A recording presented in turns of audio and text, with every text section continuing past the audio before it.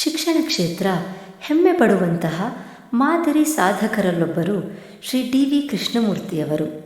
40 ವಸಂತಗಳ ಸುದೀರ್ಘ ವೃತ್ತಿಜೀವನದಲ್ಲಿ ಅತ್ಯಂತ ಪ್ರಾಮಾಣಿಕವಾಗಿ ಪ್ರಜ್ಞಾವಂತ ಪೀಳಿಗೆಗೆ ಬುನಾದಿ ಹಾಕಿದ ಅಗ್ರಗಣ್ಯರಲ್ಲೊಬ್ಬರು. ಅವರ ಆಡಳಿತಾತ್ಮಕ ಶೈಲಿ, ಸಾಮಾಜಿಕ ಕಳಕಳಿ ಹಾಗೂ ಶಿಕ್ಷಣ ಕ್ಷೇತ್ರದ ಆಧಾರ ಶಕ್ತಿಯ ಮೂಲ ಸ್ವರೂಪವಾದ ವಿದ್ಯಾದಾನ ಪ್ರತಿ ಹಂತದಲ್ಲಿಯೂ ಸಾರ್ವಜನಿಕ ಮೌಲ್ಯಗಳನ್ನು ಪ್ರತಿಪಾದಿಸುತ್ತವೆ. ತಂದೆ ಶ್ರೀ ವೆಂಕಟಾಚಲಯ್ಯ ಹಾಗೂ ತಾಯಿ ಶ್ರೀಮತಿ ಜಯಲಕ್ಷ್ಮಮ್ಮನವರ ಮನದಾಸೆಯಂತೆ ದಡದಹಳ್ಳಿಯ ಶ್ರೀ ಡಿ.ವಿ. ಕೃಷ್ಣಮೂರ್ತಿಯವರು 1962ರಲ್ಲಿ ಶಿಕ್ಷಕ ವೃತ್ತಿಯನ್ನು ಆರಂಭಿಸಿದರು. 1962ರಿಂದ 69ರವರೆಗೆ ಕೆ.ಆರ್. ನಗರ ತಾಲೂಕಿನ ಕೆಂಚನಹಳ್ಳಿಯಲ್ಲಿ ಅವರ ವೃತ್ತಿ ಬದುಕು ಮೊದಲುಗೊಂಡಿತು.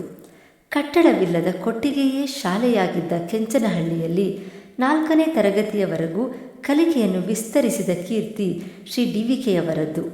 ಶಿಕ್ಷಕರಾಗಷ್ಟೇ ಅಲ್ಲದೆ ಶಾಲೆಯ ಸಮಸ್ತ ಆಡಳಿತವನ್ನು ಸಶಕ್ತವಾಗಿ ನಿರ್ವಹಿಸಿದ ಇವರ ಅಣತಿಯ ಮೇರೆಗೆ ಸರ್ಕಾರ ಶಾಲೆಯಲ್ಲಿ ಮೇಜು, ಕುರ್ಚಿ, ಮಣೆ ಮುಂತಾದ ಮೂಲಭೂತ ಸೌಕರ್ಯಗಳನ್ನು ಒದಗಿಸಿತು. ಶಾಲೆ ಸಾಧಿಸಿದ ಪ್ರಗತಿಯನ್ನು ಗಮನಿಸಿದ ಸರ್ಕಾರ ಮಕ್ಕಳಿಗೆ ಅನುದಾನವನ್ನು ನೀಡಿತು. ಇವರು ಆರಂಭಿಸಿದ ಸ್ಕೂಲ್ ಬೆಟರ್ಮೆಂಟ್ ಕಂಪನಿ ಅಪೂರ್ವ ಯಶಸ್ಸು ಸಾಧಿಸಿತು. ಇವರ ಆಗ್ರಹದ ಮೇರೆಗೆ ಶಾಲಾ ಕಟ್ಟಡ ನಿರ್ಮಾಣವಾದುದು ಅವರ ಹೆಗ್ಗಳಿಕೆಯೇ ಸರಿ. 1969ರಲ್ಲಿ ಮೈಸೂರು ತಾಲೂಕಿನ ದೂರ ಎಂಬ ಊರಿಗೆ ವರ್ಗಾವಣೆಯಾಗಿ ಶ್ರೀ ಡಿ.ವಿ. ಕೃಷ್ಣಮೂರ್ತಿಯವರು 1976ರವರೆಗೆ ಸೇವೆ ಸಲ್ಲಿಸಿದರು. ಈ ಮಧ್ಯೆ 2 ವರ್ಷ ಇವರ ನೈಪುಣ್ಯತೆ ಹಾಗೂ ಅಗತ್ಯತೆಯನ್ನು ಅರಿತು ಮಾರ್ಬಳ್ಳಿ ಕೊಪ್ಪಲಿನ ಶಾಲೆಯ ಉಸ್ತುವಾರಿ ನೀಡಲಾಯಿತು. ಇದನ್ನು ಬೆಳೆಸುವ ಜವಾಬ್ದಾರಿಯನ್ನು ಸಮರ್ಪಕವಾಗಿ ನಿರ್ವಹಿಸಿದರು. 1974ರಿಂದ ದೂರ ಶಾಲೆಯಲ್ಲಿ ಮುಖ್ಯ ಶಿಕ್ಷಕರಾಗಿ ಕಾರ್ಯನಿರ್ವಹಿಸಿದರು.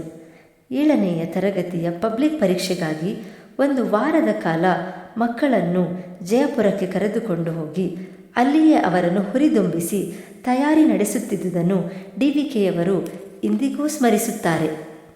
1976ರಲ್ಲಿ ಮೂಗನಹುಂಡಿಗೆ ವರ್ಗಾವಣೆ ಹೊಂದಿ 1986ರವರೆಗೆ ಅಲ್ಲಿಯೇ ಕಾರ್ಯನಿರ್ವಹಿಸಿದರು. ಪ್ರಾಥಮಿಕ ಶಾಲೆಯ 2 ಮಕ್ಕಳಿದ್ದ ಶಾಲೆಯಲ್ಲಿ ಮನೆ ಮನೆಗೆ ಹೋಗಿ ಮಕ್ಕಳನ್ನು ಶಾಲೆಗೆ ಕಳುಹಿಸುವಂತೆ ಅರಿವು ಮೂಡಿಸಿದರು.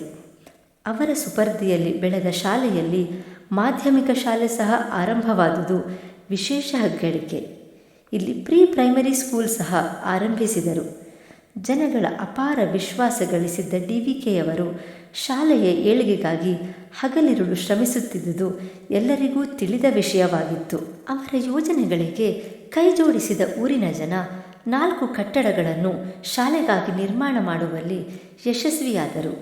ಇವರ ಅನುನಯದ ಮೇರೆಗೆ ರೋಟರಿ ಸಂಸ್ಥೆಯೊಂದಿಗೆ ಶಾಲಾ ಕಟ್ಟಡ ನಿರ್ಮಿಸಿದ್ದು ಮಹತ್ವದ ಸಾಧನೆ. 1/2 ಎಕರೆ ಜಾಗವನ್ನು ಸಾರ್ವಜನಿಕರಿಂದ ಶಾಲೆಗಾಗಿ ಪಡೆದು ಅಲ್ಲಿ ತೆಂಗಿನ ಸಸಿಗಳನ್ನು ನೆಡೆಸಿದ್ದನ್ನು ಆ ಊರಿನ ಜನತೆ ಇಂದಿಗೂ ಗೌರವದಿಂದ ಸ್ಮರಿಸುತ್ತಾರೆ. 1975ರಲ್ಲಿ ಸಂಜೆ ಕಾಲೇಜಿನಲ್ಲಿ ಕನ್ನಡ ಮೇಜರ್ ಹಾಗೂ ಚರಿತ್ರೆ ಮೈನರ್ನೊಂದಿಗೆ BA ಸ್ನಾತಕ ಪದವಿ ಪಡೆದರು. 1988ರಲ್ಲಿ ಅಣ್ಣಾಮಲೈ ಯೂನಿವರ್ಸಿಟಿಯಿಂದ B.Ed ಪದವಿಯನ್ನು ಇಂಗ್ಲಿಷ್ ಹಾಗೂ ಚರಿತ್ರೆ ಮೇಜರ್ ವಿಷಯಗಳೊಂದಿಗೆ ಪಡೆದರು. ಇವರ ರೆಕಾರ್ಡ್ನನ್ನು ಮುಂದಿನ ವರ್ಷಗಳಿಗೆ ಮಾದರಿಯಾಗಿ ಪಡೆದುಕೊಂಡಿದ್ದು ಹೆಮ್ಮೆಯ ಸಂಗತಿ. ಈ ದಿನಗಳಲ್ಲಿ ಅವರ ಸಾಧನೆಗೆ ಹಾಗೂ ಧ್ಯೇಯೋದ್ದೇಶಗಳಿಗೆ ಬೆನ್ನೆಲುಬಾಗಿ ನಿಂತಿದ್ದು ಅವರ ಪತ್ನಿ ಶ್ರೀಮತಿ ನಾಗರತ್ನರವರು. ಮನೆಯ ಹಾಗೂ ಮಕ್ಕಳ ಸಂಪೂರ್ಣ ಜವಾಬ್ದಾರಿಯನ್ನು ನಿಭಾಯಿಸಿದ ಶ್ರೀಮತಿ ನಾಗರತ್ನರವರೇ ಡಿ.ವಿ.ಕೆಯವರ ಸಾಧನೆಯ ರೂವಾರಿ ಹಾಗೂ ಸ್ಫೂರ್ತಿ. ಓದುವಾಗ ಪಠ್ಯಭಾಗವನ್ನು ಡಿಕ್ಟೇಟ್ ಮಾಡುತ್ತಿದ್ದ ತಮ್ಮ ಪತ್ನಿಯ ಸಹಕಾರವನ್ನು ಶ್ರೀ ಡಿ.ವಿ.ಕೆಯವರು ಹೆಮ್ಮೆಯಿಂದ ಸ್ಮರಿಸುತ್ತಾರೆ. ನಂತರ 1986ರಲ್ಲಿ ಪಿಲ್ಲಳ್ಳಿಯಲ್ಲಿ ಕಾರ್ಯನಿರ್ವಹಿಸಿದರು. ಈ ಮಧ್ಯೆ ಲಕ್ಷ್ಮೀಪುರದಲ್ಲಿ ಡೆಪ್ಯುಟೇಷನ್ ರೂಪದಲ್ಲಿ ಶಾಲೆಯನ್ನು ಹೊಸದಾಗಿ ಆರಂಭಿಸಿ ಮುನ್ನಡೆಸಿದರು. ಇಂತಹ ಕುಶಲತೆಯನ್ನು ಕರಗತ ಮಾಡಿಕೊಂಡಿದ್ದ ಶ್ರೀ ಡಿ.ವಿ.ಕೆಯವರು ತಮ್ಮ ಸಂಪೂರ್ಣ ಜವಾಬ್ದಾರಿಯನ್ನು ವಿಶೇಷವಾಗಿ ನಿರ್ವಹಿಸಿದರು. 1991ರಲ್ಲಿ ಮಳವಳ್ಳಿಯ ಹೊಸ ಬಾಲಕಿಯರ ಪ್ರೌಢಶಾಲೆಗೆ ಪ್ರೌಢಶಾಲಾ ಶಿಕ್ಷಕರಾಗಿ ಮುಂಬಡ್ತಿ ಪಡೆದು ಕಾರ್ಯದಕ್ಷತೆ ಮೆರೆದರು. ನಡುವೆ 2 ವರ್ಷ ಕಂದೆಗಾಲದ ಪ್ರೌಢಶಾಲೆಯಲ್ಲಿ ಡೆಪ್ಯುಟೇಷನ್ ಕಾರ್ಯವನ್ನು ಯಶಸ್ವಿಯಾಗಿ ನಿರ್ವಹಿಸಿದರು. ಕರ್ತವ್ಯವೇ ದೇವರೆಂದು ಸಂಪೂರ್ಣ ಆತ್ಮತೃಪ್ತಿ ಹಾಗೂ ದೃಢ ವಿಶ್ವಾಸದಿಂದ ಕಾರ್ಯನಿರ್ವಹಿಸಿದ ಶ್ರೀ ಡಿ.ವಿ.ಕೆಯವರು 2001ರಲ್ಲಿ ನಿವೃತ್ತಿ ಹೊಂದಿದರು. ತಮ್ಮ ವೃತ್ತಿ ಜೀವನದ ಪ್ರತಿ ಹೆಜ್ಜೆಯಲ್ಲಿಯೂ ಅವರ ಶಿಷ್ಯಕೋಟಿಯನ್ನು ಪ್ರಜ್ಞಾವಂತರನ್ನಾಗಿ ಬೆಳೆಸಿ ಸಮಾಜದ ವಿವಿಧ ಸ್ತರಗಳಲ್ಲಿ ಗೌರವಾನ್ವಿತ ಹುದ್ದೆಗಳಲ್ಲಿರುವಂತೆ ಪ್ರೇರೇಪಿಸಿದ್ದಾರೆ. ಅವರ ಶಿಷ್ಯವೃಂದ ಇಂದು ಸಮಾಜದ ಹೆಮ್ಮರವಾಗಿ ಜನಪರ ಕಾರ್ಯಗಳಲ್ಲಿ ತೊಡಗಿದ್ದಾರೆ. ಸಮಸ್ತ ಶಿಷ್ಯವೃಂದಕ್ಕೂ ಸಮಾಧಾನ ಹಾಗೂ ಸಂಪೂರ್ಣ ಹೃದಯದಿಂದ ಪಾಠ ಮಾಡಿದ ಕೀರ್ತಿ ಅವರದ್ದು.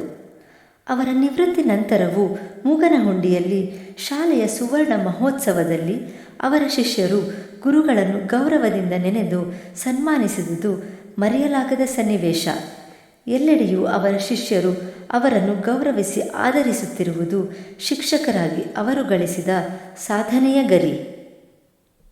ಅವರ ಪುತ್ರಿ ಶ್ರೀಮತಿ ಅಂಬಿಕಾ ನಾಗೇಂದ್ರರವರು ಶಿಕ್ಷಕಿಯಾಗಿದ್ದರೆ, ಪುತ್ರ ಮಂಜುನಾಥರವರು ಸಾಫ್ಟ್ವೇರ್ ಉದ್ಯಮಿ. ಈಗ ತಮ್ಮ ನಿವೃತ್ತಿ ಜೀವನವನ್ನು ಮೊಮ್ಮಕ್ಕಳು ಹಾಗೂ ಪರಿವಾರದೊಂದಿಗೆ ಸಾರ್ಥಕಪೂರ್ಣವಾಗಿ ಕಳೆಯುತ್ತಿರುವ ಶ್ರೀ ಡಿ.ವಿ. ಕೃಷ್ಣಮೂರ್ತಿಯವರ ಜೀವನಗಾಥೆ ಎಲ್ಲ ಶಿಕ್ಷಕರಿಗೂ ಮಾದರಿಯಾಗಿದೆ.